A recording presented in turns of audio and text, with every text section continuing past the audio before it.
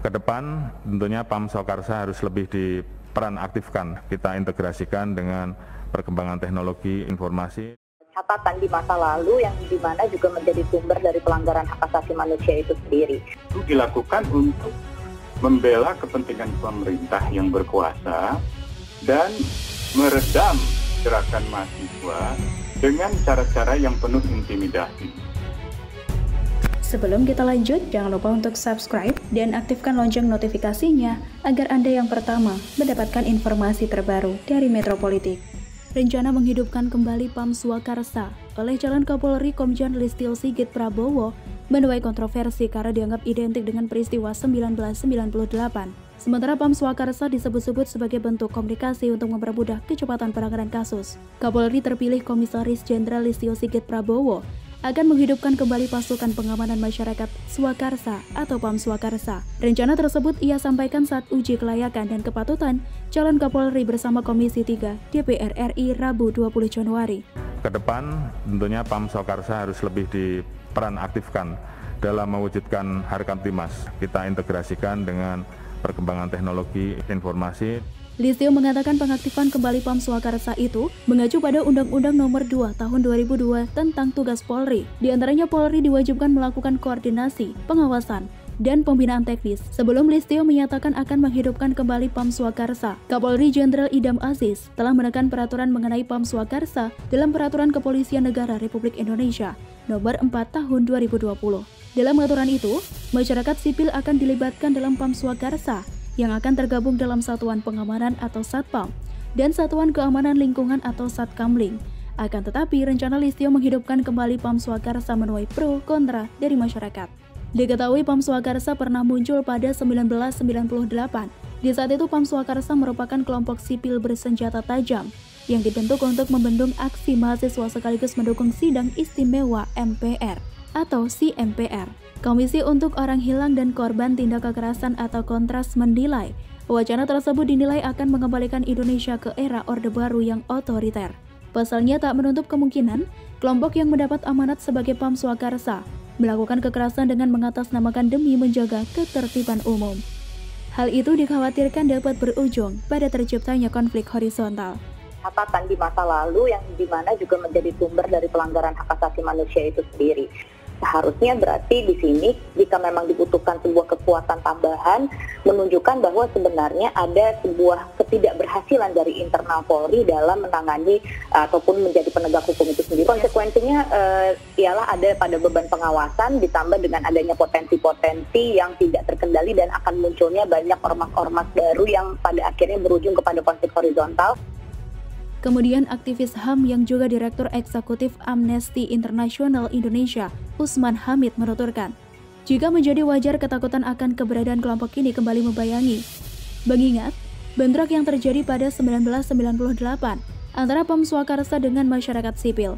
Usman menegaskan, yang perlu digarisbawahi adalah urgensi pembentukan atau pengaktifan kembali PAM Swakarsa harus berdasar keinginan masyarakat, bukan semata kemauan Polri. Trauma karena pada saat itu pengamanan sipil dari masyarakat itu dilakukan untuk membela kepentingan pemerintah yang berkuasa dan meredam gerakan mahasiswa dengan cara-cara yang penuh intimidasi. Atas hal itu, Ketua Harian Komisi Kepolisian Nasional atau Kompolnas, Benny Mamoto angkat suara terkait polemik wacana calon Kapolri Listio Sigit Prabowo soal PAM Swakarsa.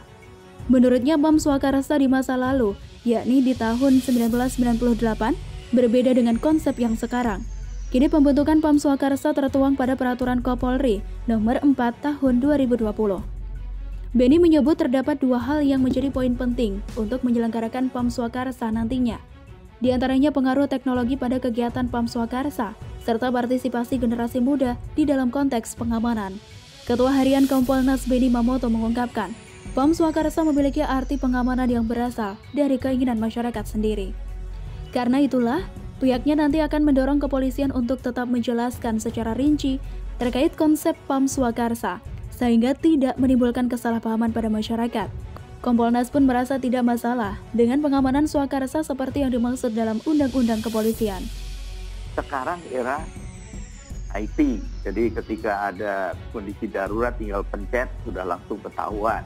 Daripada satpamnya lari-lari menuju ke pos satpamnya, mungkin makan waktu. Kemudian bagaimana kita menggalang partisipasi anak-anak muda sekarang yang lekat dengan gawai. Ketika mereka diedukasi untuk berpartisipasi, menjadi mata telinga aparat, menginformasikan kalau ada kejadian, ini sangat-sangat potensial sekali.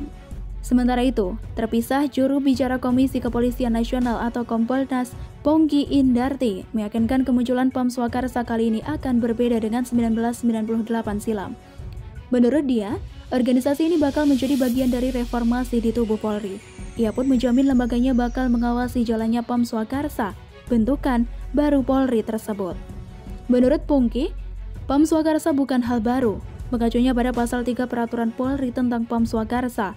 Kelompok ini terdiri atas Satpam, Satkamling, dan Pranata Sosial atau kearifan lokal. Yang memang mesti harus dipahami oleh masyarakat, ini bukan satu hal yang baru. Tapi Pak Listio dalam Fit and Proper Test menyatakan akan mengintegrasikan, lebih memantapkan peranan. Itu maksudnya karena beliau kan programnya ini program transformasi Polri yang presisi ya. Artinya Polri yang lebih dilengkapi dengan kemajuan teknologi. Atas polemik itulah Kepala Biro Penanganan Masyarakat Karopenmas Polri, Brigadir Jenderal Rusdi Hartono menjamin pasukan pengamanan masyarakat Swakarsa atau PAM Swakarsa versi Listio Sigit Prabowo disebut bakal berbeda dengan kelompok serupa pada era 1998 silam.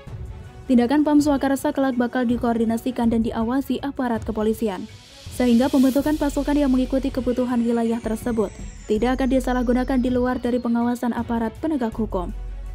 Bentuk PAM Swakarsa juga akan beragam.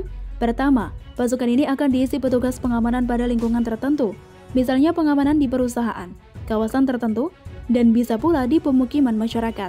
Kemudian bentuk kedua adalah satuan keamanan lingkungan yang merupakan kemauan, kesadaran, dan kepentingan dari elemen masyarakat untuk menciptakan keamanan dan ketertiban masyarakat atau Kamtibnas di lingkungannya sendiri.